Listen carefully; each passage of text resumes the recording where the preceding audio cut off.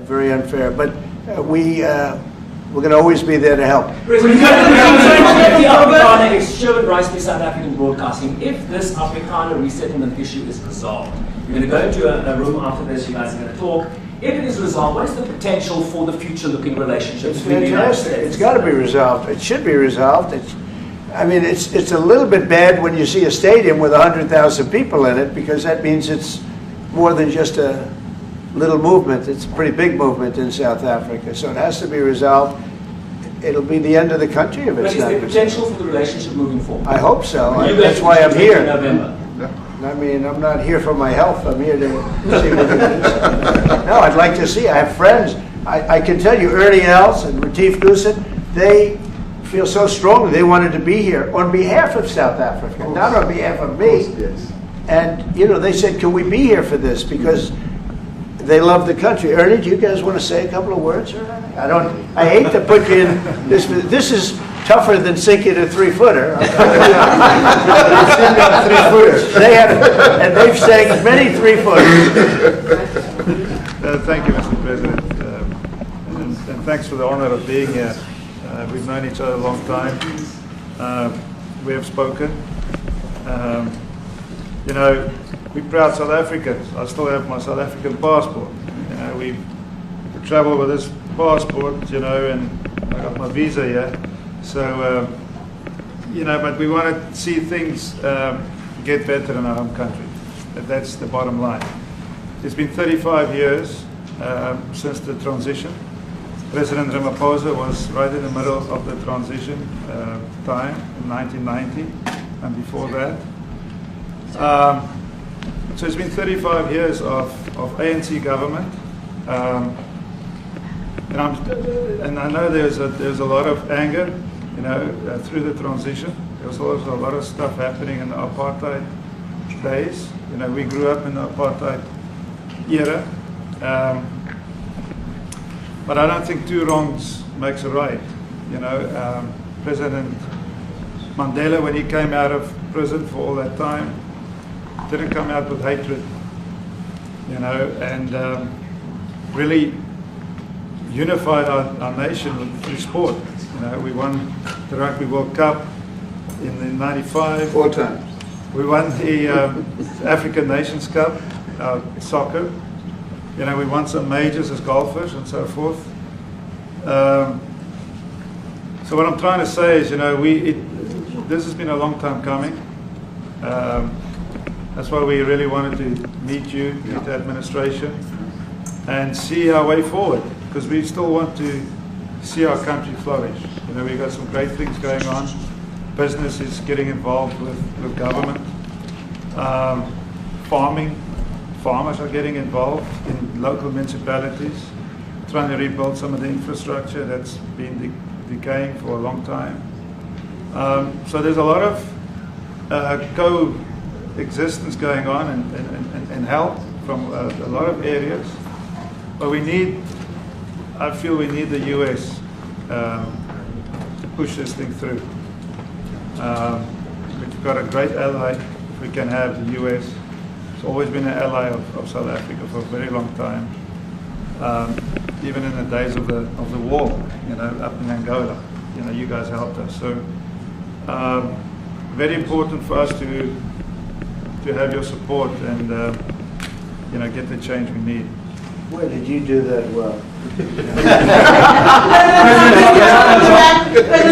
might have done that even better than he plays golf, which is almost impossible. Johan, please. Sorry, Mr. President, if you had to wind all of those tapes properly, you will see I'm the biggest target of that rabble-rouser. Number one for over 10 years, Mr. Malema. In fact, the first time I met him, he was in the youth league with that gentleman, and look how he's changed. Right. We have too many deaths, but it's across the board. It's not only white farmers, it's across the board. And we need technological help. We need Starlink at every little police station. We need drones.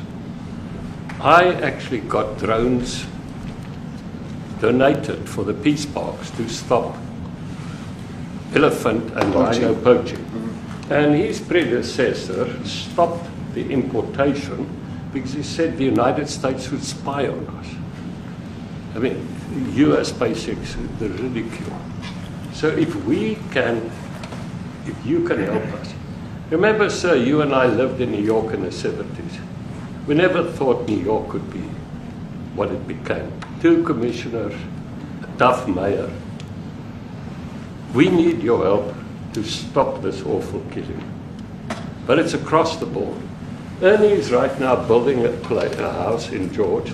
I'm building 3 cottages for my grandchildren on a farm outside Graaff-Reinet.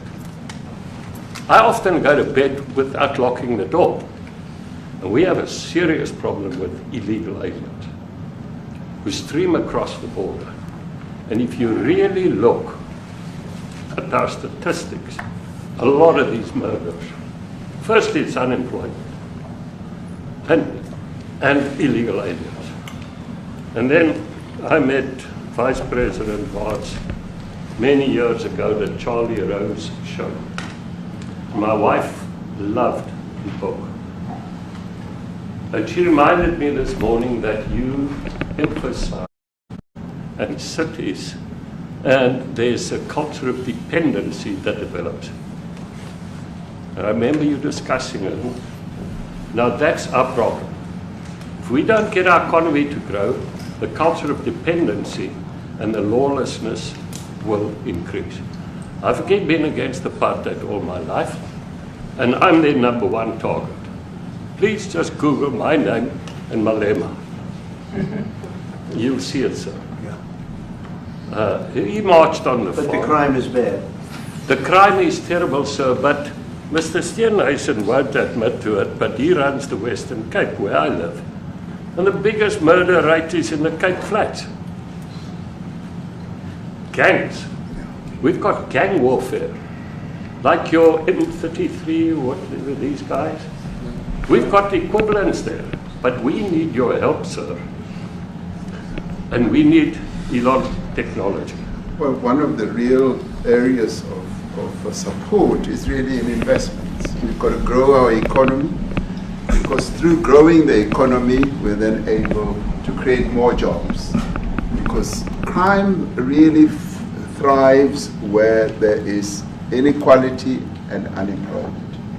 And that is one of the reasons that has brought us here, to improve our investment relations, our trade relations, so that we can preserve the number of jobs that your companies have created in South Africa. By virtue of what we export to you, we are able to create up to 500,000 jobs in the auto industry, in the agricultural industry, and a number of other industries, mining, where we export things to you. And we also know that as South African companies invest here, you are also able to create jobs. So it's a mutually beneficial relationship. So our main real reason for being here is to foster trade and investment, so that we are able to grow our economy with your support, and so that we are also able to address all these societal problems, because criminality thrives when people are unemployed, when they have no other hope to eke out a living. So that is what we need to resolve, and your support, your partnership with us is what is really going to give us a strong capability to move forward. Retief, do you have, excuse me, do you have anything to say? I mean, I don't want to leave you out. You know, the guy won 3 or 4 majors. 3 or 4? No, only 2. 2. That's a lot. By the way, 2's a lot. A lot of tournaments you won too. Do you have anything to say? Yeah, thank you, Mr. President. President Ramaphosa. I grew up in an area in South Africa that is a farmland area, Polokwane. Yeah. And Yeah. there is some issues up there. Obviously, my dad was a property developer as well as a part-time farmer. And yeah, some of these buddy farmers got killed. The farm is still going. My brothers run it.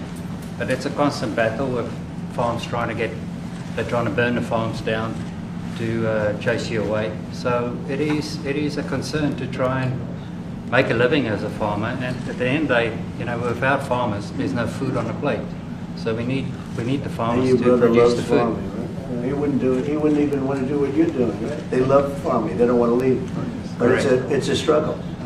Yeah, and food and fresh water is the most important thing in life. Without those two things, you can't survive. How is the water there? The water is great, obviously. All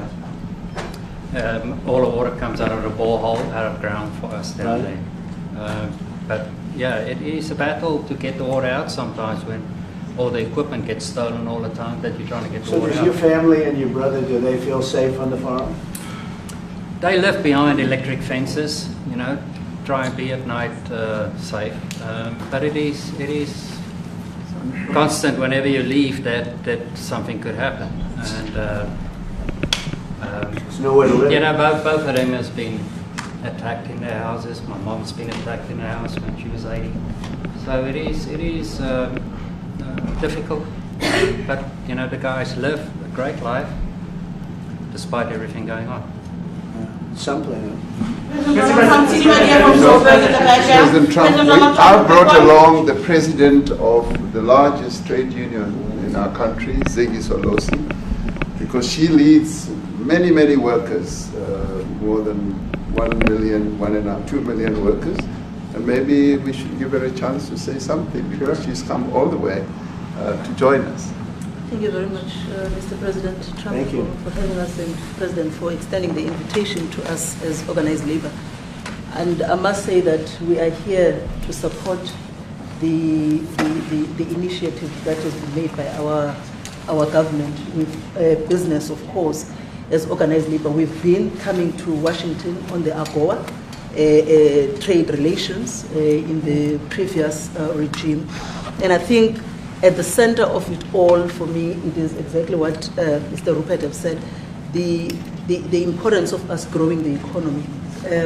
We have always emphasized when we were here and kept on coming and negotiating on AGOA that the 600 US companies that are based in South Africa, as you said, President Ramaphosa, 500,000 jobs will be wiped out. We need more foreign direct investment in our country.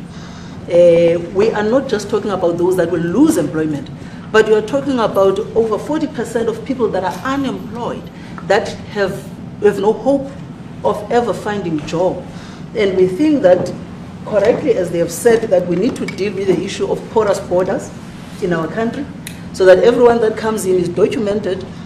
We also need to, and I would have thought that the minister would address the issue of land expropriation and how the policy works in South Africa. Recently, President, as you were preparing to come here on the news, in, I think it was in Natal, there was a handover of farms. And white farmers were saying, we are donating the land, but also there's a willing buyer, willing seller in South Africa. So there is no expropriation without compensation, but it is a willing buyer, willing seller. And that white farmer was even saying, President, that the government is even paying more in buying the land than what the land is worth of. And I think those are the realities, President, that we must say that we need to address, of course, but also the importance of agriculture linked to AGOA. People rely on it, and I think, as Retief have said, for survival and living. But lastly, for me, President, is also the issue of the crime statistics. There is no doubt about it that we are a violent nation, for a number of reasons, and we're not condoning anything. But also, if you go into the rural areas where black majority are, you would see women, elderly, being raped, being killed, being murdered. And these are black elderly women that would be found throat slits, raped multiple times, and all of that.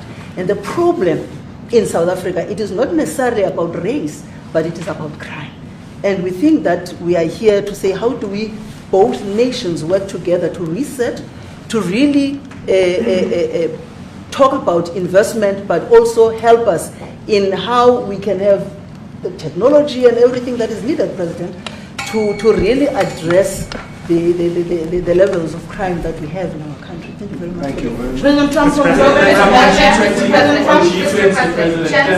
genocide is a very strong word. I'm wondering if you've made up your mind as to whether you believe genocide is occurring in South Africa, or you still doubt, and if you have made up your mind, why invite President Ramaphosa here today? Well, I haven't made up my mind. I hate to see it from the standpoint of South Africa, but also, you know, I'm trying to save lives. I'm working with Russia and Ukraine. I don't have to do that. It's not our war. It was started by other people. It was helped along by our past administration. It would have never happened if I were president, but I'm trying to save lives, no matter where. Rwanda, I have nothing to do with Rwanda and the Congo, but I felt I had a very talented person in this administration, and I sent him there, and he did an unbelievable job, I think. I mean, we're going to find out, but he's done the hardest part of the job. It should happen. If I can save lives, I want to save the lives. If it's in Africa, that's great. If it's in Europe, if it's wherever it may be. And it's a very small investment to do, believe me, compared to what the consequences are. So I hope we can do something. Look, I have so many friends. These two men, I have great admiration for them because I know what they do for a living. Yeah. And that's a very hard living. Going from city to city, from country to country, and hitting a ball 350 yards like they do, and better than you and I. Getting the ball in the hole. It's a very tough, with lots of people watching, right? Yes, That's a very tough living. You know, they're champions. I respect champions, and I respect very much. And I think the country is very lucky. They really wanted to be here. That's true. They could be elsewhere. They could be on a beautiful fairway someplace, and they wanted to be here. I'm glad you brought So, it.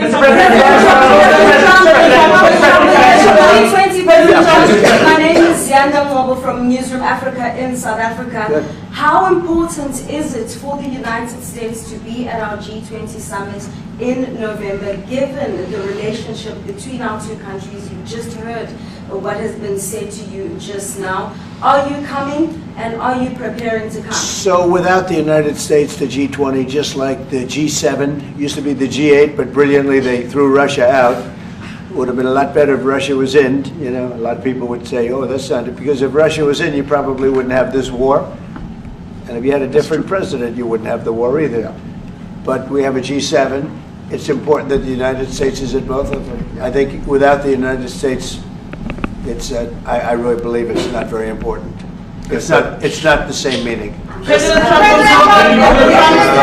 As I said to President Trump, the U.S. really originated the G20.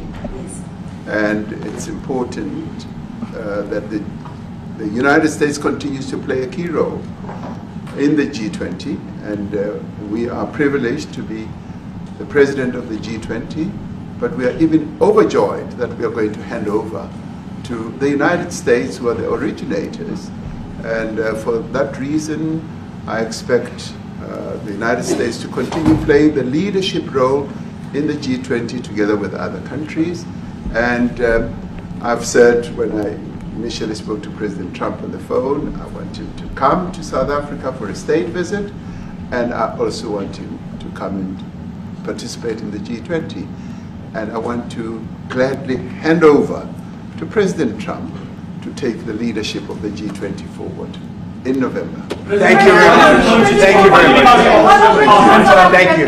What is it going to take to convince you? They don't want to leave. Thank you so much. How much do you need?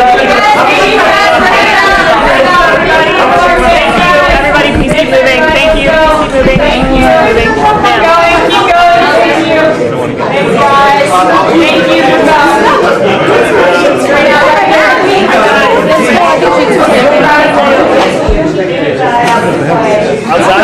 Oh, we didn't bring them in.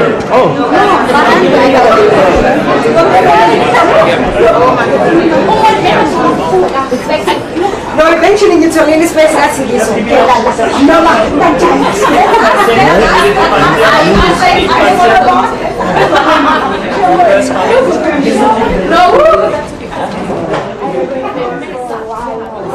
Zips his knees on her. Oh, my knees. He's 20. 20 years younger.